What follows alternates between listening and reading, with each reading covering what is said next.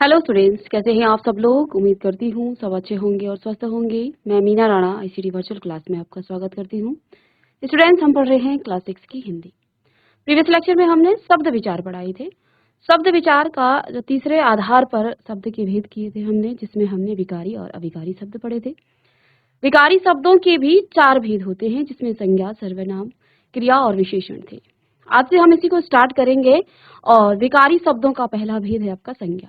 आज हम संज्ञा स्टार्ट करने वाले हैं। संज्ञा, इससे पहले आप क्लास 6 में भी थोड़ा सा संज्ञा के बारे में जान चुके हैं, लेकिन यहाँ हम और आगे डिटेल में जानेंगे संज्ञा क्या है, क्या क्या इसके भेद हैं। तो चलिए चलते हैं स्मार्ट बोर्ड पर। चलिए, संज्ञा क्या होता है तो आपने क्लास 6 में भी पढ़ा होगा। किसी वस्तु, किसी व्यक्ति, किसी स्थान के नाम को क्या कहते हैं, संज्ञा कहते हैं। लेकिन यहाँ हम और थोड़ा सा डिटेल में पढ़ने वाले हैं क्लास 6 में कि संज्ञा किसी व्यक्ति, किसी वस्तु, स्थान, जानवर, भाव, गुण आदि के नाम को संज्ञा कहते हैं। तो सभी लिखेंगे, किसी व्यक्ति का नाम, किसी वस्तु का नाम, किसी स्थान का, किसी जानवर का, पशु पक्षियों के नाम को, भाव, गुण आदि के नाम को हम क्या कहते हैं, संज्ञा कहते हैं। यहाँ पर भाव भी आ जाते हैं और साथ में आपके गुण भी आ जाते हैं, जैसे राम, पुस्तक, भरतपुर, गर्मी, सर्दी आदि। तो ये जो है अलग अलग संज्ञाएं हैं। संज्ञा के 5 भेद हैं। कहीं कहीं पर 3 भेद बताए गए हैं, लेकिन यहाँ पर जातिवाचक में आपके जो है समुदाय या समूहवाचक और द्रव्यवाचक संज्ञा जो है इसमें आपका आ जाता है। लेकिन हम संज्ञा के 5 अलग अलग भेदों के बारे में जानेंगे। संज्ञा के 5 भेद हैं, जिसमें आपका पहला है व्यक्तिवाचक संज्ञा, जातिवाचक संज्ञा, भाववाचक संज्ञा, समुदायवाचक या फिर इसे आप कह सकते हैं समूहवाचक संज्ञा, द्रव्यवाचक संज्ञा। ये 5 भेद हैं संज्ञा के। तो सभी भेदों को आप लिख लीजिएगा और एक एक करके अब जानेंगे कि व्यक्तिवाचक संज्ञा क्या होता है, जातिवाचक, भाववाचक, इन सभी संज्ञाओं के बारे में हम पढ़ेंगे। तो संज्ञा के 5 भेद हैं, व्यक्तिवाचक, जातिवाचक, भाववाचक, समुदायवाचक या समूहवाचक या फिर द्रव्यवाचक। तो 5 भेद है संज्ञा के। सबसे पहला भेद है आपका व्यक्तिवाचक संज्ञा। पहला भेद है व्यक्तिवाचक संज्ञा या प्रॉपर नाउन। जिस संज्ञा से किसी एक ही व्यक्ति, वस्तु या स्थान विशेष का बोध हो, उसे व्यक्तिवाचक संज्ञा कहते हैं। जब हम किसी एक व्यक्ति, सिर्फ और सिर्फ एक व्यक्ति के नाम की, किसी वस्तु या स्थान के विशेष का जब हम बोध करते हैं, आपने किसी विशेष व्यक्ति का नाम बता दिया, किसी विशेष स्थान का नाम बता दिया, तो उसे हम क्या कहते हैं, व्यक्तिवाचक संज्ञा। तो यहाँ सिर्फ व्यक्ति नहीं आएंगे, इसमें एक विशेष स्थान हो सकता है, विशेष आपके वस्तु हो सकती है। जैसे हमने किसी पुस्तक का नाम कह दिया, तो वो किसी विशेष पुस्तक का नाम यदि है तो वो व्यक्तिवाचक में आएगा। आगे हम इसको उदाहरण में पढ़ेंगे। जैसे यहाँ पर देखिए, व्यक्तियों के नाम में आपके आ जाएंगे राम, मोहन, सीता, कालू आदि जो हैं व्यक्तिवाचक संज्ञा के अंतर्गत आते हैं। दिशाओं के नाम पूर्व, पश्चिम, उत्तर, दक्षिण, ये सभी आपके व्यक्तिवाचक, किसी पर्टिकुलर दिशा का नाम हम कह रहे हैं, किसी विशेष दिशा का नाम हम कह रहे हैं, तो ये दिशाओं के नाम भी आपके इसमें आ जाते हैं, व्यक्तिवाचक संज्ञा में आ जाते हैं। देशों के नाम, देश में आपका भारत, चीन, जापान, अमेरिका आदि आदि देश जो हैं, किसी विशेष देश के नाम की जब हम बात करते हैं तो वो भी व्यक्तिवाचक संज्ञा आ जाता है। राष्ट्रीय जातियां जैसे भारतीय, चीनी, जापानी, ये सभी आपके व्यक्तिवाचक संज्ञाओं के नाम हैं। नदियों के नाम गंगा, यमुना, कावेरी, घाघरा, ये सभी आपके व्यक्तिवाचक संज्ञा हैं। समुद्रों के नाम, किसी विशेष समुद्र के नाम की हम बात करेंगे तो वो भी आपका व्यक्तिवाचक संज्ञा में आ जाएगा, जैसे अरब सागर, प्रशांत महासागर। पर्वतों के नाम अरावली, हिमालय, विंध्याचल आदि आदि पर्वत जो हैं आपके किस में आते हैं, व्यक्तिवाचक संज्ञाओं के नाम में आते हैं। साथ में आप लिखेंगे नगरों के नाम। अगर आपने किसी नगर या शहर का नाम लिखा यानी स्थान के नाम, तो यहाँ पर आप देख पा रहे हैं जो आपके देशों के नाम हैं, जो आपके नगरों के नाम हैं, ये सब आपके स्थानों के नाम ही तो हैं। ठीक है। किसी विशेष जब आप समुद्र की बात करेंगे, नदी की हम नाम लेकर, नदियों के नाम की हम बात करेंगे। नदी तो आपका क्या हो गया, ये तो सबके लिए हो गया नदी, सारी नदियों को नदी ही कहा जाएगा। लेकिन किसी विशेष नदी की जब बात की जाएगी तब वहां पर आपका व्यक्तिवाचक संज्ञा आएगा। फिर है आपका नगरों के नाम। तो किसी शहर या नगर या कस्बे के नाम की जब हम बात करते हैं या गांव के भी नाम की हम बात करते हैं तब भी वो आपका व्यक्तिवाचक में आएगा। जैसे जयपुर, अजमेर, पटना, दिल्ली, कोटा, आप उत्तराखंड की बात कर लीजिएगा, गढ़वाल, कुमाऊं, जौनसार, इस तरह से ये जो भी स्थान है ये आपके व्यक्तिवाचक, किसी पर्टिकुलर स्थान के नाम की हम बात कर रहे हैं, किसी विशेष स्थान की नाम की हम बात कर रहे हैं।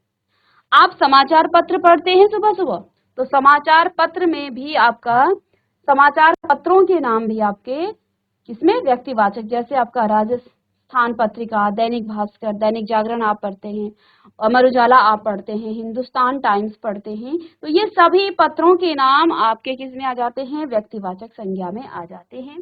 साथ में पुस्तकों के नाम, जब हम पुस्तकों के नाम की बात करते हैं, जैसे आपके रामायण हो गई, रजत रंगिणी हो गया, मेघदूत हो गया, ये आपके पुस्तकों के नाम हैं। दिनों के नाम सोमवार, मंगल, बुध, ये सभी आपके किसमें, ये आपके व्यक्तिवाचक संज्ञा में आ जाते हैं। आदि जो नाम है वो सभी व्यक्तिवाचक। महीनों के नाम भी व्यक्तिवाचक, क्योंकि हम किसी विशेष महीने की बात करेंगे। आपने कहा मार्च में होली आती है, आपने कहा कि दिसंबर में आपका क्रिसमस आता है, तो हम किसी विशेष महीने के नाम की बात करेंगे तो वो भी आपका व्यक्तिवाचक में आएगा। ग्रह और नक्षत्रों के नाम भी आपके किसमें, व्यक्तिवाचक में आएगा। त्योहारों के नाम भी आपका यानी कि जो भी हो विशेष हो, ठीक है, तो ये सभी आपके व्यक्तिवाचक संज्ञाओं के नाम के अंतर्गत आ जाते हैं। तो ये था आपका व्यक्तिवाचक संज्ञा, जहाँ किसी विशेष व्यक्ति, स्थान, भाव, गुण आदि का बोध किया जाता है, वहां पर आपका व्यक्तिवाचक संज्ञा आ जाता है, या उसे आप व्यक्तिवाचक संज्ञा कहते हैं। तो लिखते रहेंगे व्यक्तियों के नाम, दिशाओं के नाम, देशों के नाम, और एक आधा इसमें नाम भी लिखते रहें। राष्ट्रीय जातियों के नाम, नदियों के नाम, समुद्रों के नाम, पर्वतों के नाम, नगरों के नाम, समाचार पत्रों के नाम, पुस्तकों के नाम, दिनों के नाम, महीनों के नाम, ग्रह और नक्षत्रों के नाम, त्योहारों के नाम आदि आदि जो हैं, ये सभी आपके किस में आ जाते हैं, व्यक्तिवाचक संज्ञा में आ जाते हैं। जल्दी से इसे नोट कीजिएगा। चलिए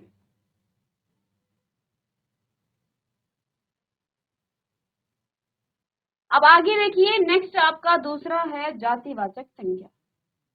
दूसरा है आपका जातिवाचक संज्ञा। अंग्रेजी में आप इसे कॉमन नाउन भी कहते हैं।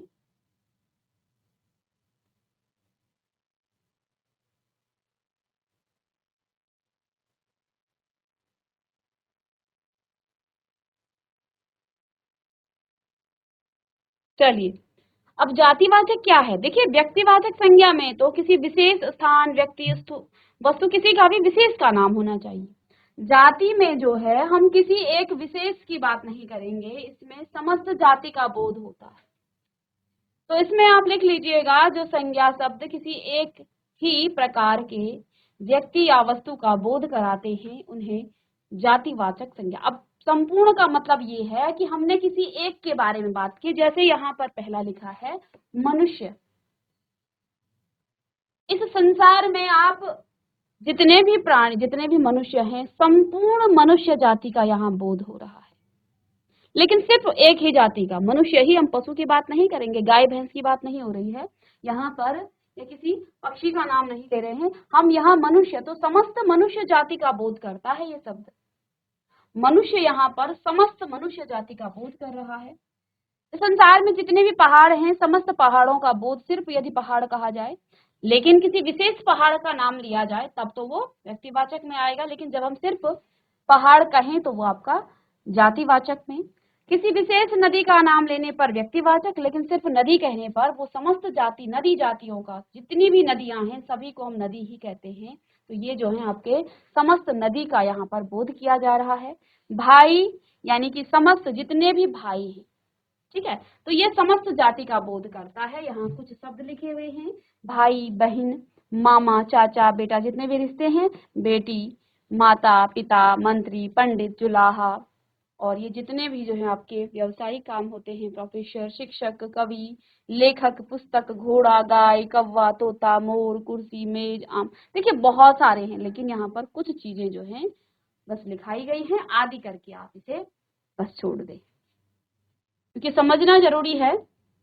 जो संज्ञा शब्द किसी एक ही प्रकार के व्यक्ति या वस्तु का बोध कराते हैं उन्हें जातिवाचक संज्ञा कहते हैं। जैसे मनुष्य, पहाड़, नदी, भाई बहन, और दो चार आप इसमें प्रोफेसर, शिक्षक, कवि, लेखक आदि करके इसको जो है लिख लीजिएगा।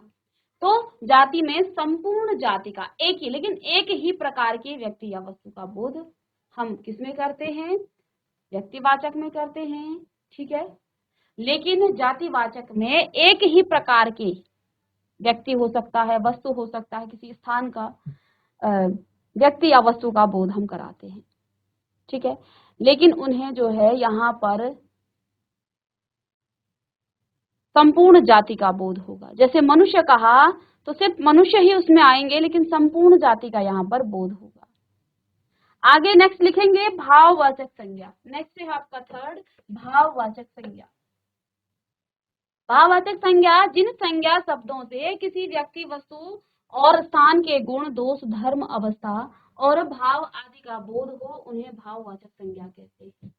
तो देखिए जहां पर किसी व्यक्ति, वस्तु या स्थान के गुण का, दोष का, धर्म, अवस्था और भाव आदि का बोध हो उन्हें भाववाचक संज्ञा कहते हैं। जैसे धर्म, गुण, अर्थ और भाव प्राय पर्यायवाची शब्द हैं।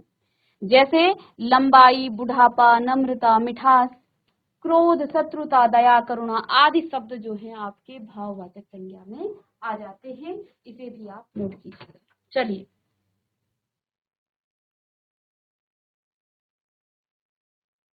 तो जहां पर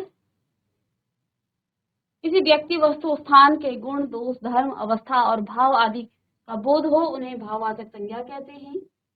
और यहाँ पर एक चीज और लिखी गई है कि धर्म, गुण, अर्थ और भाव प्राय पर्यायवाची शब्द हैं। जैसे लंबाई, बुढ़ापा, नम्रता, मिठास, क्रोध, शत्रुता, दया, करुणा आदि शब्द। चलिए, नेक्स्ट है आपका समूहवाचक संज्ञा। नेक्स्ट है समूहवाचक संज्ञा। क्या है? समूहवाचक संज्ञा। तो जिन संज्ञा शब्दों से व्यक्तियों या वस्तुओं के समूह का बोध हो उन्हें समूहवाचक संज्ञा कहते हैं।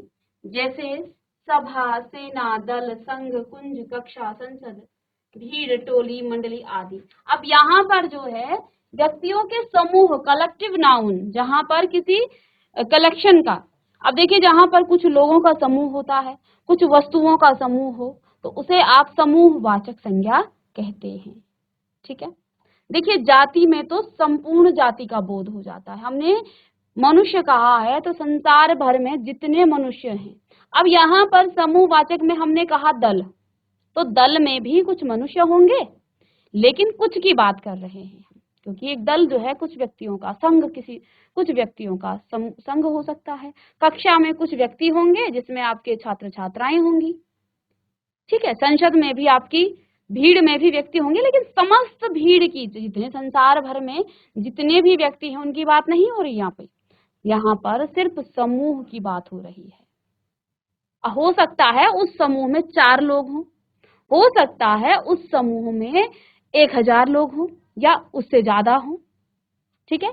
लेकिन समस्त जाति का बोध नहीं हो रहा है, यहाँ समूह की बात हो रही है। तो जातिवाचक और समूहवाचक में भी हमें अंतर करते हुए चलना है। ऐसा नहीं है, कई बार बच्चों को जातिवाचक और समूहवाचक सेम लगता है कि संघ में या सेना में भी, तो देखो सेना में भी व्यक्ति हैं, व्यक्तियां वहां भी हैं, लेकिन हम समस्त व्यक्तियों की बात नहीं कर रहे हैं, हम सिर्फ सेना की व्यक्तियों की बात कर रहे हैं। तो वो भी क्या है? एक समूह है, सेना का एक समूह है। एक दल हो गया, संघ हो गया, कुंज हो गया, कक्षा हो गया, संसद हो गया, भीड़ हो गई, टोली, मंडली, ये सभी जो हैं इनमें कम भी हो सकते हैं, ज्यादा भी हो सकते हैं। लेकिन जाति में तो समस्त जाति, मैंने पहाड़ कहा तो समस्त संसार भर में जितने पहाड़ हैं उन समस्त पहाड़ों की बात होगी। मैंने व्यक्ति कहा तो संसार भर के जितने व्यक्ति हैं, चाहे वो बच्चा है चाहे वो बूढ़ा है, हर व्यक्ति की बात होगी वहां पर। ठीक है, तो समस्त जाति का यहाँ पर बोध किया जाता है। ठीक है, जातिवाचक में, और एक ही प्रकार की होनी चाहिए। ठीक है, तो ये आपका जातिवाचक और समूहवाचक में, कलेक्टिव नाउन और कॉमन नाउन में यहाँ पर बेसिकली ये अंतर है, ये डिफरेंस। अब पांचवा यहाँ पर है द्रव्यवाचक संज्ञा, मटीरियल नाउन। तो जिन संज्ञा से नाप और तोल वाली वस्तुओं का बोध हो उन्हें द्रव्यवाचक संज्ञा कहते हैं। जैसे सोना, चांदी, लोहा, दूध, पानी, घी, तेल, मिट्टी, फल, अनाज आदि, ये सभी जो है द्रव्यवाचक संज्ञा है। तो जिसको आप नाप और तोल सकते हैं, नाप तोल वाली वस्तुओं को जहां बोध हो वहां पर आपका द्रव्यवाचक संज्ञा है। जैसे आप सोने को तोल सकते हैं, चांदी को, लोहे को, दूध को आप नाप सकते हैं, पानी को आप नाप सकते हैं, घी, तेल, मिट्टी, इन सब को आप नाप और तोल सकते हैं। अनाज हो गया इसमें। अब देखिए, आप द्रव्य का मतलब ये मत लीजिएगा कि सिर्फ पानी ही होगा, जिसको आप नाप भी सकते हैं और तोल भी सकते हैं। अनाज क्या है? अनाज कोई द्रव्य नहीं है, ठीक है ना, लेकिन उसे हम तोल सकते हैं, इसलिए वो आपका द्रव्यवाचक है। इसलिए थोड़ा ध्यान से इसे लिखें कि जिस संज्ञा से नाप तोल वाली वस्तुओं का बोध हो उन्हें द्रव्यवाचक संज्ञा कहते हैं। जैसे आपका सोना, चांदी, लोहा, दूध, पानी, घी, तेल, मिट्टी, फल, अनाज, इन सभी को लिख लीजिएगा। तो ये था आपका संज्ञा और संज्ञा के 5 भेद। पहला व्यक्तिवाचक संज्ञा, दूसरा जातिवाचक संज्ञा, भाववाचक, समूहवाचक और द्रव्यवाचक। ठीक है, और देखो बच्चों, इसको आप अंग्रेजी में भी पढ़ते हैं। आपका जो प्रॉपर नाउन है यानी व्यक्तिवाचक संज्ञा है, इसमें व्यक्तियों के नाम आ जाते हैं, दिशाओं के नाम आ जाते हैं, देशों के नाम, राष्ट्रीय जातियों के नाम, नदियों के नाम, समुद्रों के नाम, नगरों के नाम, समाचार पत्रों के नाम, पुस्तकों के नाम, किसी विशेष पुस्तक का नाम, दिनों के नाम, महीनों के, ग्रह और नक्षत्रों के नाम, त्योहारों के नाम, इन समस्त नामों की हम यहाँ पर बात करते हैं। जातिवाचक में वो जो है किसी एक ही प्रकार के व्यक्ति या वस्तु का बोध करते हैं। जैसे जातिवाचक, उसे हम जो है जातिवाचक संज्ञा कहते हैं। जैसे हमने समस्त जाति का बोध किया, मनुष्य, पहाड़, नदी, भाई बहन, मामा, चाचा, बेटा, ये सभी जो है जातिवाचक में आ जाते हैं। भाव में जिस संज्ञा शब्द से किसी व्यक्ति, वस्तु और स्थान के गुण, दोष, धर्म, अवस्था और भाव आदि का बोध हो उन्हें भाववाचक संज्ञा कहते हैं। जैसे आपका धर्म, गुण, अर्थ और भाव प्रायः पर्यायवाची शब्द हैं। जैसे लंबाई, बुढ़ापा, नम्रता, मिठास, ये सभी जो है आपके भाव में आ जाते हैं। तो जहां आपने किसी व्यक्ति, वस्तु या स्थान के गुण का बताया, दोष बताया, धर्म, अवस्था और भाव आदि का बोध हो, वहां पर आपका भाववाचक संज्ञा। तो इसके भी आप उदाहरण लिख लें। धर्म, गुण, अर्थ, भाव आदि जो है ये एक दूसरे के पर्यायवाची शब्द हैं। समूह में समस्त व्यक्तियों या वस्तुओं के समूह का बोध होता है। तो यहाँ पर समूह होता है, कुछ लोगों का, किसी वस्तुओं का समूह हो सकता है, व्यक्तियों का समूह हो सकता है। ठीक है, तो ये समूहवाचक संज्ञा के अंतर्गत आता है। इसे आप कलेक्टिव नाउन भी कहते हैं। द्रव्यवाचक संज्ञा, मटीरियल नाउन, जिस संज्ञा से नाप तोल वाली वस्तुओं का बोध हो उन्हें द्रव्यवाचक संज्ञा कहते हैं। जैसे सोना, चांदी, लोहा, दूध, पानी, घी, तेल, मिट्टी, फल, अनाज। अब है भाववाचक संज्ञा से भाववाचक संज्ञा बनाना। तो देखो हम क्या करते हैं, जातिवाचक संज्ञा, सर्वनाम, विशेषण और क्रिया शब्दों से भाववाचक संज्ञा शब्द बनाते हैं। मोटे मोटे तौर पर यदि हम जाने तो देखो, संज्ञा किसे कहते हैं? किसी व्यक्ति, वस्तु या स्थान के नाम को हम क्या कहते हैं? संज्ञा कहते हैं। सर्वनाम किसे कहते हैं? जब संज्ञा के स्थान पर हम किसी अन्य शब्द का प्रयोग करते हैं तो वो आपका सर्वनाम कहलाता है। संज्ञा और सर्वनाम की विशेषता बताने वाले शब्द आपके क्या कहलाते हैं? विशेषण कहलाते हैं। और किसी भी वाक्य में जो काम हो रहा हो या जिस शब्द से काम के होने या करने का बोध होता है उसे हम क्रिया कहते हैं। इतना तो हमें जानना जरूरी है, तभी तो हम आगे कर पाएंगे। बाकी यहाँ पर तो हम डिटेल में उनके भेदों के बारे में पढ़ रहे हैं।